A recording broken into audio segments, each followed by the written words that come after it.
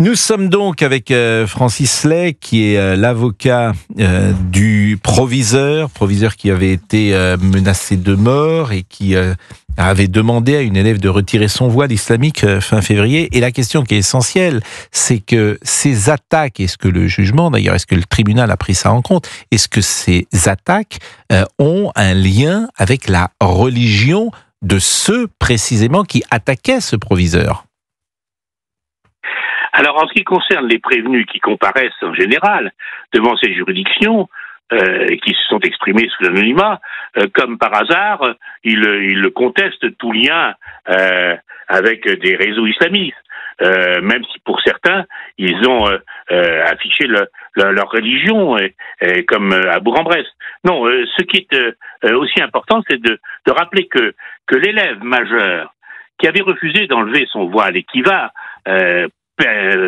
en réalité diffuser la fausse information qu'elle avait été giflée, eh bien, elle, de son côté, nous avons déposé une plainte pour dénonciation calomnieuse, avec la recommandation d'ailleurs du ministre de l'Intérieur de l'époque, et puis, pour l'instant, pas de nouvelles, alors qu'elle-même était soutenue par un réseau islamiste, notamment, qui a été interdit en France. Donc, par conséquent, il y a, à travers les collèges et les lycées, c'est vrai, une offensive d'un certain nombre de milieux qui, à travers les élèves majeurs ou les parents d'élèves, tentent de déstabiliser l'école, notamment lorsqu'elle vient, comme ça a été le cas pour le proviseur, de défendre la laïcité, qui est un fondement de notre République. Donc, par conséquent, là aussi, il y a des relations, il y a indiscutablement un mouvement qui tente à vouloir déstabiliser les écoles qui protègent les lois de la République et la laïcité. L'ancien proviseur avait quitté le lycée quelques mois avant sa retraite pour des raisons de sécurité. On a le sentiment effectivement que c'est lui la victime dans cette affaire. C'est-à-dire qu'il a fait toute sa carrière dans l'enseignement et il la termine comme sans doute il n'aurait pas aimé la terminer. Est-ce qu'on a des nouvelles de cette jeune femme qui était majeure, dites-vous, qui était élève et qui refusait de retirer son voile? Aucune nouvelle, et d'ailleurs, je dois vous dire que depuis 8 mois, moi, partie civile, je n'ai aucune nouvelle de la part... Mais elle sera poursuivie, par exemple? Pour l'instant, je n'en sais rien. C'est à l'initiative du ministère public. Il revient d'ailleurs à l'ensemble de vos collègues. Mais elle n'est pas mise en examen pour le moment Je n'ai aucune nouvelle. Pour l'instant, elle n'est pas mise en examen. Il y a à l'évidence probablement une enquête préliminaire, mais nous ne sommes pas, nous, les victimes informées de ce qui se passe, ce qui est anormal, car les chefs d'établissement qui déposent une plainte ont le droit de savoir ce qui se passe, car ils peuvent être encore menacés. J'attire votre attention sur le fait que le proviseur ne voulait pas venir devant les juridictions pour des raisons de sécurité. Mais exceptionnellement, il était venu devant la 17e chambre pour s'exprimer, dire combien il était toujours angoissé, combien il avait été protégé par 4 gardiens qui avaient été envoyés par la région Île-de-France, et puis aussi qu'il regardait devant lui ou derrière lui lorsqu'il montait dans le métro. Donc c'est dire que cette souffrance, qui a d'ailleurs parfaitement été décrite par le syndicat des chefs d'établissement, le CPDN, eh bien, n'est pas prise en compte par les magistrats, et c'est pour la raison pour laquelle nous espérons que la Cour d'appel de Paris va mettre un peu de l'ordre judiciaire. Et l'appel a été fait, effectivement. Alors restez peut-être avec nous parce que vous allez pouvoir réagir puisque Stéphane est avec nous. Il est professeur d'histoire géo, Stéphane, et il a été menacé par une mère de famille pour des raisons manifestement de religion, si j'ai bien compris, puisque cette mère de famille était de confession musulmane et elle était mère d'un élève et elle est intervenue auprès de vous. Pourquoi elle est intervenue? Bonjour Stéphane. Bonjour Pascal Pro, bonjour à vos invités. Pourquoi elle est intervenue auprès de vous et pourquoi elle vous a menacé?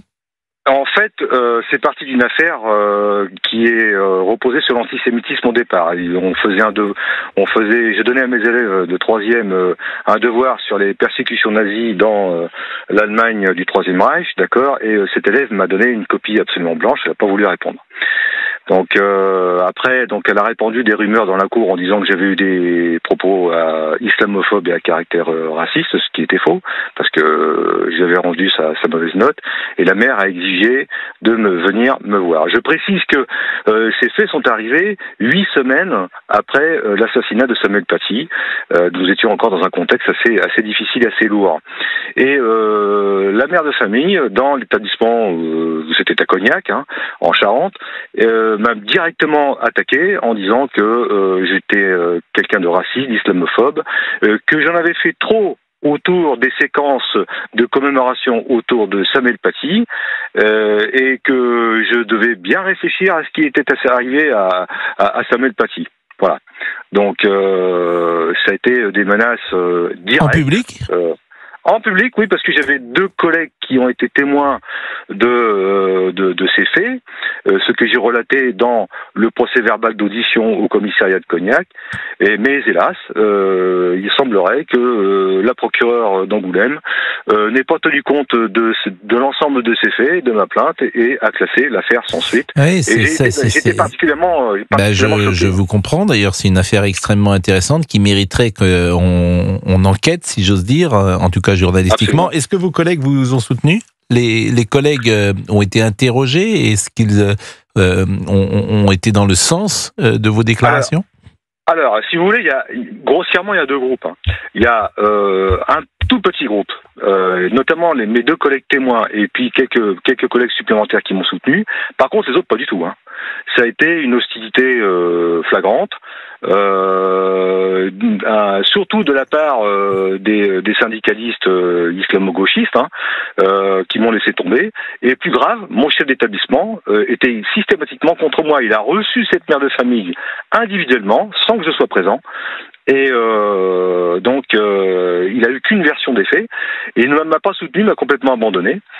Et pendant 6 mois, je venais dans ce collège, tout seul, avec les mêmes paramètres que l'affaire de Samuel Paty, d'autant plus qu'en plus tard, j'ai eu des menaces téléphoniques, donc j'ai porté d'autres plaintes, et donc j'ai dû demander une réunion au rectorat 6 mois après l'affaire, pour qu'ils prennent en compte ma situation.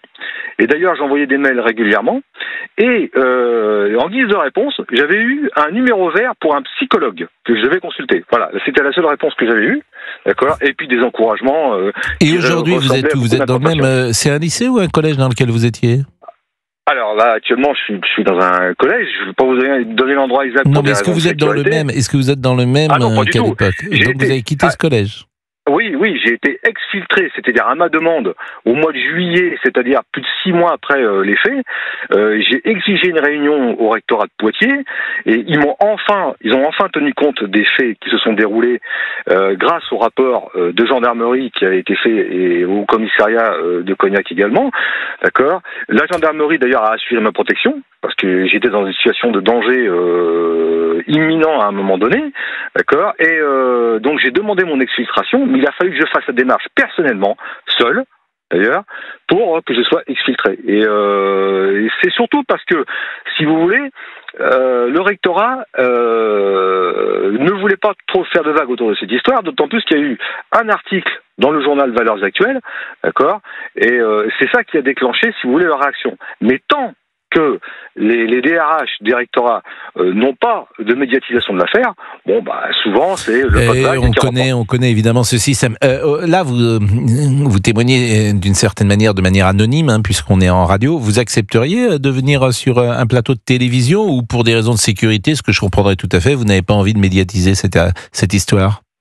Ah, mais monsieur Pro, je suis prêt à me déplacer sur un studio parce que je vais parler à visage découvert. Et je l'ai déjà fait d'ailleurs dans les journaux, parce que j'ai eu un article dans Valeurs Actuelles et également dans Charlie Hebdo. Écoutez, moi, on va garder vos coordonnées, on va vous faire venir sur l'antenne de CNews, parce que je trouve ça extraordinaire et invraisemblable surtout. Et puis surtout la situation de ce procureur de Angoulême, en l'occurrence, qui classe l'affaire s'il y a des témoins, et bien sûr si ce que je peux pas vérifier, si ce que vous dites est avéré.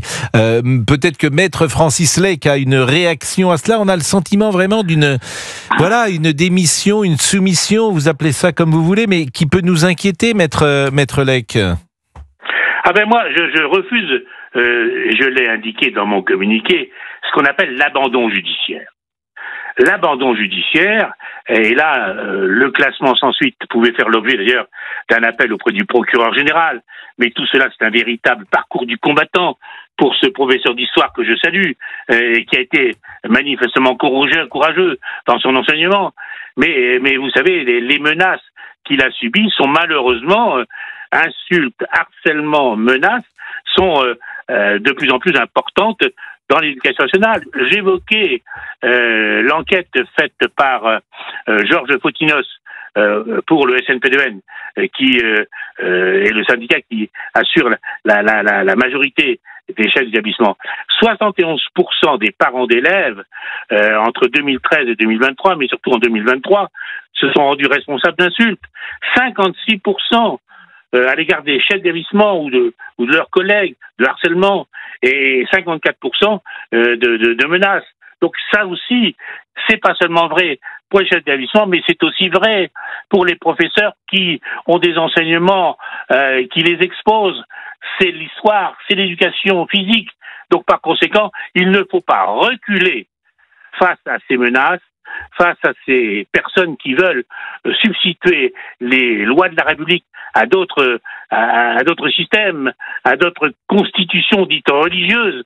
Donc par conséquent, moi je suis également très attentif à ce que dit le professeur d'histoire. Maître Lec, merci beaucoup. Il est 11h44. Merci également à Stéphane, donc professeur d'histoire géo. On garde évidemment vos coordonnées. On va essayer d'aller plus loin, bien sûr, dans ce dossier.